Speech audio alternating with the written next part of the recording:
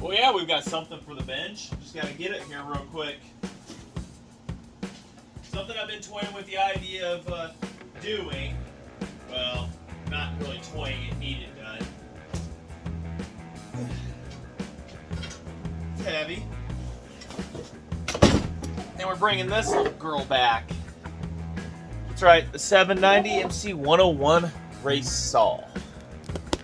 So, the plans. What are the plans, you're going to ask me? Somebody's asking already. So, fantastic with the current carb and everything. Okay with it and everything. My 3D printed gasket, it works until it doesn't for the intake. The problem I have going with it is there's no, with the 3D printed with the TPU material, the problem is it could squish and continue to squish and squish. There's no stopping rate when it comes to how much it wants to squish down. So somewhere I have gaskets that I got for intake gaskets. Stuff's moving. Intake gasket. Yeah, that's not a 101B style, but I can make it into that by just modifying a couple little things here, just clipping it out there and stuff, or just leaving them or whatever. But that is a Brian Genrich intake gasket right there. So I've got those. I've got that to put underneath of it. Oh, there's more of them there too. Huh, look at that. So those could be used. These could be used on any style of them, with or without the D port or anything like that. Because this is not going to have the D port on it and everything. We're going to go ahead and we'll clip that off. We'll figure out. We'll get it used and everything. So should have a couple blocks here as examples to show this. Make sure it actually does. I'm pretty 100% sure. So we'll get a 101B here, for instance, and then we'll grab a MC30 that's seen better days. Kind of a paperweight is what it is. If I learned to orientate stuff, I'd do a lot better. Yeah, see? It'll work. It'll do as it needs. Right there. It's just got the D port area. We can cut it off. And he also makes them without it too. And then with your D port right there, it fits perfect. So it'll do the job exactly as needed. Yep, it'll fit perfect into the claws there and everything and stuff. But another 101B for the projects and everything to get done and stuff in the making here. So we've got intake gaskets. You should definitely head on over to his websites if you're restoring or bringing back one of these saws to life and everything. Laser cut out gaskets. It's got all sorts of different types of them and everything and stuff. So here's sets for top tank ones or whatever. For, you know, like 176, which I got to get to and stuff. He's got those sets and everything. He sent a few sets of those to me. Super thank you on doing that. Did not have to do that, but I will put a link in the description to his website. If you're just McCulloch, Poland, Steel. He's got decals for them, the whole setups and everything. So go check that out. Like I say, link in the description. I should remember to put that down there. So we've got intake gaskets to get us going here. And the problem with my other one, it just likes to crush. And when I was running this last, what happened was it developed a leak, and it kind of been doing that around the base and everything. So had to do that. Now I've got also this carburetor right here. It doesn't seem to fuel quite enough to it. The little Walbro WB37. It fuels it. It works. It's not enough for this engine. It just doesn't seem like it is enough for it. So it may be, but this engine, just wide open throttle, it always had more to give. But I've got two options here inside the of where the direction could go on this, whether it's a 1-part or 2-part video. I could not tell you at this point. it is warm outside. The humidity is up, the sun just peeked back out and everything. The AC, I forgot to turn it on high to get it cooling in advance in here. I only had it on low, so it got warm in here. It's currently 76.6, but we've got 2 carb options and stuff to happen here. So first off, we've got, see, I'm still thinking about running it. My 3D printed intake on this saw. I can't say it's the most accessible when it comes to changing things out and stuff, but because the fuel tank's in the way, and throttle linkage is a pain in the butt with that setup. I may have to try to divot this down, like heat it up and push it down a little bit and stuff like that, see how that works out. I mean, capacity is it's more than enough to run this for whatever we're ever going to use it for. So we've got a 3D printed intake. I do want to use this though. This was done by Steve O'Hare. I sent this reed block to him. He flattened it out and everything, cages, everything. He curved them just correctly to be pretty kick-ass, I guess. So got that, the 3D printed one. I already tapped all the holes here for screws and clearanced it and stuff like that, and that fits down in there perfect. I've got gaskets in the house for that and everything. I forgot to bring them out. Or no, wait, no, they're in here. Okay. I've got also 3D printed ones. Those ones work pretty decent. Those work good. So I've got those. I've got it to where this fits in there perfectly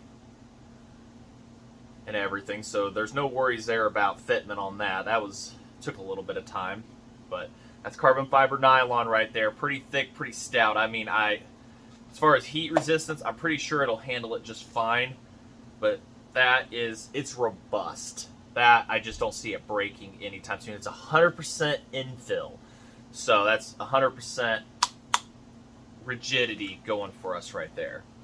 So I'm thinking about running that one. We got to run our adapter if we're going to run one of the carbs we're talking about, which I've got one right here already, so I probably shouldn't need to run this, but I'll go over this one right here. This is another one I 3D printed out. I had to put inserts into it to run offset carburetors that aren't like, you know, the normal Tilly style. All right, like this right here. So you got your Tildeson carburetors, most of them, like the 090s. See how the years ago I had to grind these down. This was a common thing you had to do. You had to grind these down and then, you know, make adapters, drill and tap these, and then because they have a smaller diameter there. But some carburetors are offset, like the WB37 I'm running, so I had to make this adapter here and put in fittings. I JB welded and smoothed the bottom down there for a good surface so that it could seal. So that's another adapter, and this is also carbon fiber nylon, 100% infill. Easily do stuff with that, you know, cut it, shape it, whatever you need to, cut out stuff. So, and the reason I'm bringing that up also, which that adapter there should work for our intended purposes, this hunking girl right here. I got this like 3 or 4 years ago and have yet to even run this on anything. I got it from a guy, I think his name was Justin, up in Canada. Sold it to me. He raced racing boats, and this carburetor might do the trick for us and everything. I've never run it, never taken it apart, anything like that. It's just always sat, and I figured it would probably be pretty good on top of this one right here, this V4 setup. I do have a 12V setup inside the house that I could potentially put on this and everything, but we'll go ahead and we'll run this first, and then we'll play around, and if it needs more, we'll keep going from there. So the goal is not to blow the saw up, but also this one is a standard bore, so if something happens, at least, you know, it's not a connecting rod, but something happens, needles, or does something for whatever reason, then at least it has space to be bored out, unlike the other one up there. That's 80 over already, and if it needles, it's done. There's no going back on that unless you re-sleeve it. So we've got this big old carb right here. This is the one I'm wanting to run, and it'll fit on this adapter perfectly because it has that offset mounting bolts, and you just put them down through there.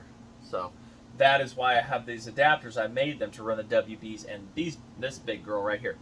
The other option, I just got this in the mail not too long ago. From a guy, and came from another guy's collection who had passed away and everything, but bought this, a BDC 14. Well, maybe it'll show it, maybe it won't. I don't want me. Show it. There we go. So BDC 14, I've already taken these plates off in here. It's super clean, ready for a kit. I have a kit and I have one duckbill valve left. There's this one that also, but I will have to, you can't run the adapter with this one. I've got another intake inside I can just slap on for that one and everything. But it takes the wide bolt pattern I was talking about earlier that you have to grind off, and it just sits on like that. So that is that one also. This is a gasoline carburetor. It looks to be 100% stock minus a very common thing. They would put washers on the needles there to be able for quick adjustment. It looks 100% stock, excellent shape. The inside was beautiful, has the needles, has everything. It looks like it was ready for a kit, and it didn't get one because, you know, why put one in it and not need it at the moment? You want to put a fresh kit in. So this is cleaned up. This is ready to go for whatever reasoning in the future and stuff. I'm going to try to focus on putting this big old Tilly on. So I know I'm yammering. We've done a lot. We got to get this crap out of the way off this saw. And one thing I will have to do with the adapter when I go to bolt this on, hopefully I have all the hardware to it. Right there, that is your impulse line. And it's a very common thing. You can do this to normal Tilly carbs in too. Just put a barb in there. That's the impulse line to pump for the pump, so I don't have to try to run it through that hole and drill holes in this and stuff like that. So this intake down here, this metal one, already has the provision for it. I'll probably show that in a little bit. Has a provision for that already. So I know I've been going for 12 minutes now. Let's go ahead. I'm going to just hyperlapse taking this off here, and then we'll get down to it. We're going to have to make new linkage. I've got plenty of that. Bicycle spokes right there for that kind of setup. Hopefully everything will work out. I should have a set screw somewhere to hold stuff down. If not, I could rob it from this one here. But yeah, we've got stuff to do. Let's get to going.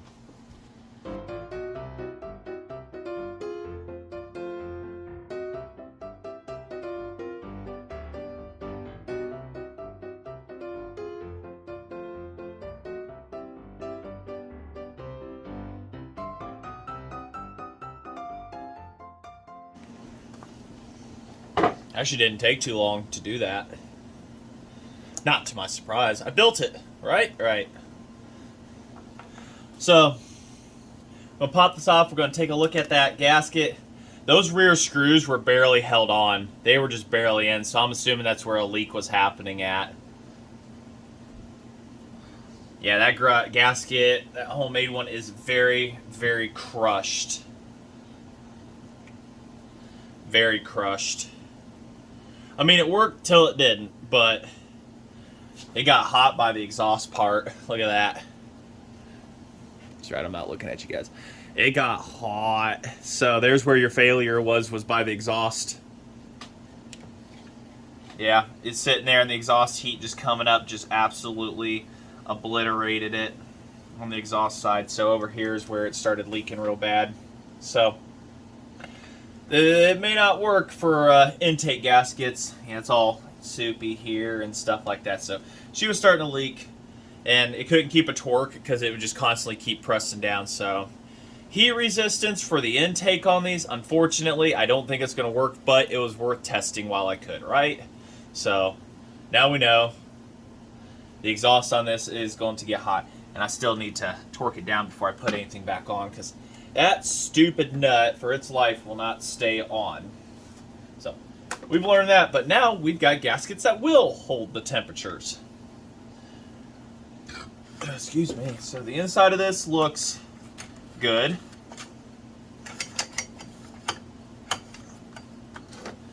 And oil sitting at the bottom of the crankcase. Well, nasties. It's a little nasty in there. Nothing a little running can't clean out, right? All right. Oh, just fall down on me, will you now? The light did. So, goal is clean up. We'll get this cleaned up because this, like I say, already has the impulse hole in it right here to feed the other carburetor. So I'm probably just gonna have to stick with this one for now because I don't have another one of these fittings. And this is the impulse right here. And guys back in the day, they'd put impulses. They would drill these and have different impulses and stuff like that. So it was a good spot to do that. and this one's holding perfect, no leaks there. So it was the intake gasket causing the leak on this. I figured it was going to. It wasn't gonna, you know, it was all for test purposes and stuff like that. So inside of this is goopy, but that's all the saw chip shavings that got sucked into it and everything. I'm running a filter now, but before I wasn't. Now you know why you should. So get this cleaned up here. We'll get this carburetor cleaned up. I made you. Those are good snake skins. Now we're gonna put it on there. We're gonna put that other set of reeds on there. Those are snake skins meant for alcohol use. I don't know if that one is an alcohol carburetor or not. So when we get it put on, if it doesn't work, then we're gonna put the BDC on, and we're gonna have to do yet. And we shouldn't have to do an intake swap. We will, but I've got another one in the house that isn't drilled, but that's fine because the BDC has the porting and everything. So this could be a one video series. It works and it does fantastic, and then it could be another video series where all right, I've got to put a different one on there. So like I said, I just kind of had that look of like, you know, it's been 4 years, and it's time to see if that carburetor works. Mike Nolan said he put it on a 153 that Zach ran up in I can't remember where. And it was a 9-port one he had done, and it absolutely moved for an 87 cc at the saw. I think it is a 153. It freaking moved through the wood. I mean, it was really hopped up. Mike can build one hell of a good saw. One hell of a good saw. I'll tell you. If you don't know Mike Mike Nolan, he is in Modified Saws, my group on Facebook. You can go check that out and see some of the stuff that he builds. He's got a bike saw that they're going to be running here real soon. Zach gets to run for the first time and everything. Alright, I'm going to get some stuff cleaned up here, and I'll get y'all brought back. Hope I know where my moto seal is. It's around here somewhere. Well, I thought I had the camera on. No, that didn't happen. Not today. All right, got it mounted up. I decided I'm going to just use the reblock that's in it for now, just to avoid tearing all this apart and everything, and regasketing and sealing all that crap up. But yeah, got some cleaning up to do still. But got it mounted up. Had to go with some short hardware, but it should do the job. It's into metal inserts. That's what I did. Is I put metal inserts inside the carbon fiber nylon body. It's a little cockeyed. I can't really clock it too much more to, or it's just going to be perfectly in line with the mounting screws here. So, well, no, it'll actually put it down a little bit. It'll actually clock it better. So, I may have to go back and redesign that, or just live with it. But this right here is a different screw size, and they riveted that on the backside. So I'll probably have to cut that off and see about mounting the Walbros, which is from an EBC Carbs, and it's got a clip on it, and mount that on there to be able to hold the linkage and everything. Or I can just try to, you know, figure out what thread size this is, maybe drill and tap it. I might be able to do that instead. We'll figure it out. Try to keep that on there. This is originally cable driven, but I'm going to have to use a linkage to push it forward. I'm still going to leave the cable drive on there if it'll fit and everything, but getting this all cleaned up here, and then got to get the gasket, mount that on there, and we'll see about, gosh, I don't know if we'll have time for a cut. It's hot out there. I'm not exaggerating that. It's pretty bad. And then we got to get this exhaust bolt here fixed too before I put the intake on, and just all this little crap. Just wants to, you know, vibrate off. That's the one I had to fix, because it was being a pain in the butt. If you didn't watch the original video series on this, you should go check that out. I'm going to fix that, let the sealant cure on this right here. Hopefully everything's going to be happy and sealed.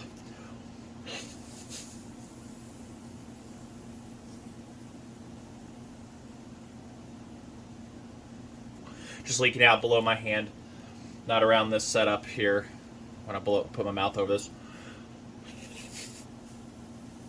Yep, just past my hands. Cool.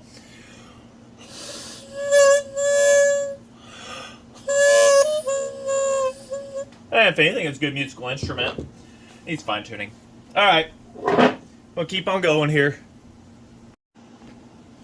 I got the exhaust tightened up.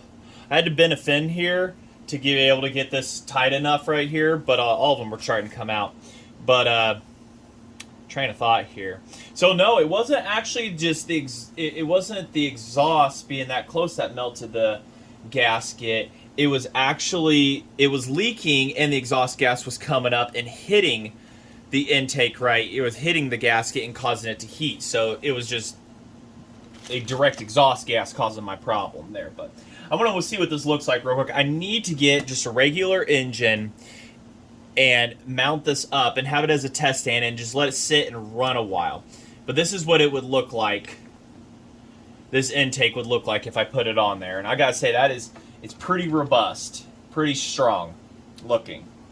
So I think that'd be pretty cool.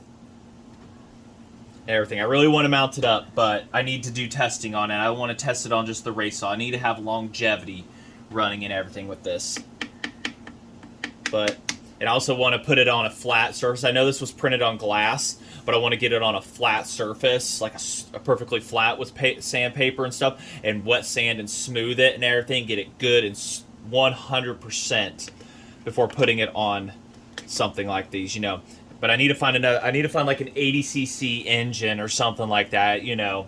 I'd like to find one not in a saw body or something, but just I can mount it up, set it on a pallet with a fuel tank, and it can sit there and just run an entire tank of fuel and just get heat soaked and see if it does anything weird with just a regular Tilly carb. That's what I want to do, plans for that. But this, it looks like it'll do pretty good.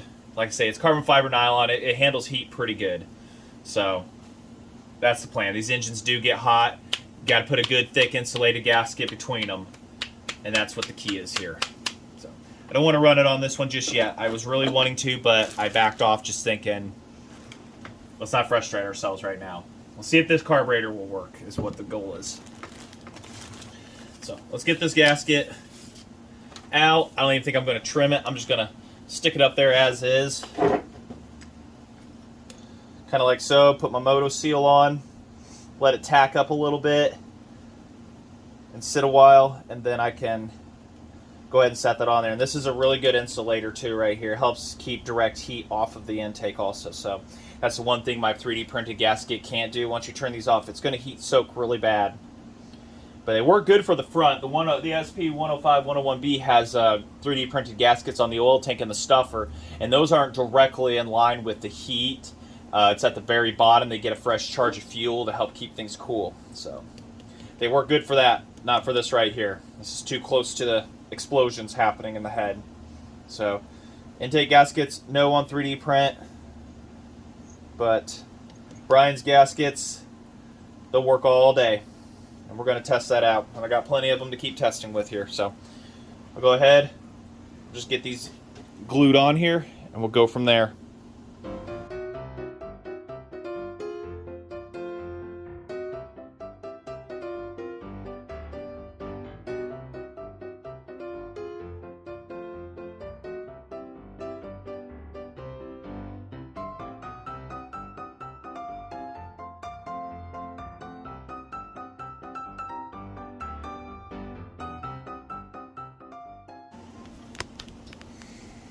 Wondering about this throttle linkage. All it's got to do is go to the opposite side, so I could reuse this. Either try to reuse it and make the bin go the other way, or copy it. I just got to get that bin correct on the inside. That's all I got to do. And it just has to go over this direction. That's the worst part about creating this stuff, is this bend. And you can see, this is all loose again. I can't say that the saw really vibrated a lot. It felt really smooth. It's just the hardware hates it, so I'm having to go over the whole thing to that. Also, something, when I was tearing it apart earlier, and I didn't even realize it, but that's a flywheel fin. Right there, it popped right off. At some point, it's spinning up, running, so, Alright? I've never noticed a weird vibration. I can see where it's broken in there now. There's one right here broke. Have to tend to that, maybe. Maybe. If it shuts off, it won't break everything. It's nice and rounded over from where it's broke off, and it's just been going for years like that. Throttle linkage, that's fun. Always fun to make. Great. That's loose. That's perfect. That's normal. No, it's not. I'm trying to think. I need to make the throttle linkage, and then I can put everything back together. Or if I could just unbend this stuff to the other direction, which I bet I can. Yeah, I could just bend this one way. That's where you all can see me doing this. Bend it that way. And then we can just turn and bend this one this way. You know, some crap like that. Get everything tightened up. Oh look, stupid me. There's an intake bolt that hold down 2 of these. Yeah. So I'll have to take some stuff apart. I'll have to bend the gas tank back down, but I gotta get this retightened down. It's not enjoying life. Alright, been fiddling with it for a little bit. Closed, wide open. Closed, wide open. Full range of motion here. Not contacting anything, just barely missing the carb over here. Now, will you just sit right there? Hold on, got to tighten y'all up there. Nope, that ain't the correct one. What am I tightening that one for? That one's the one that needs tightened. So, closed, full bore. We're giving her all the beans. Closed, full bore. It's actually holding right there despite not having the set screw in it. But there's no binding, anything. I mean, that is a really good close. Now, setting idle on this, I don't know about that, how you would do that, other than inside the bore there, it's got an opening. Like, this thing is just meant to be just running. So, I don't know. We're going to find out. Everything is good in place. The tank is mounted, I guess. It's down. I did open this up off camera. Everything looked good in here. It looks like just a regular Tilderson setup, and it smelled like gasoline, like, you know, essence of gasoline. So, I have no idea how this is going to run with this butterfly anything. I've never experimented with one of these carbs before, but I'm really excited. We're not going to be able to run it this video. It's too hot. I want to give the chance for the sealant to cure on everything here. That'll have to be next video, everybody. But next one, we're going to get running. We're going to hook up fuel. We're going to go. It's super hot outside still. It's only going to get worse during this week. And the AC in here is giving her best. And it's 76 in here, and it's dropping slowly. So as the night goes on, it should get better. But it's going to be chugging along and keeping it cool. Keep cool, everybody, this week, even though, well, I guess by the time this video comes out, the week will be over. But we're making progress. Little by little here, everybody. That's, if anything, it's just sexy. You got this beautiful, red, shiny, beautiful carb on this ugly, beat-up, ugly-ass saw. Exactly how I like it. Exactly how I like it. You know, it's definitely something to have. Next week, we're going to try to get this running, cutting.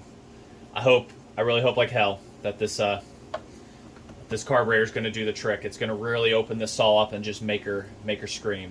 Like I say, this doesn't have any porting done to it, but that's fine. Just keep her simple, keep her easy, having fun. I'm all for, you know, getting to a race, qualifying, and being on the boards. One day, maybe, I'll make it out to California, have that super expensive race chain and stuff like that. But, like I say, next week, we're going to do. Thanks, Brian Genrich, for the gaskets. I'm definitely hoping it's going to really work out on this saw and future saws and everything. We've got a lot to do, people. Stay tuned. Hit that subscribe, like button. There's a reason you came here. Thank you.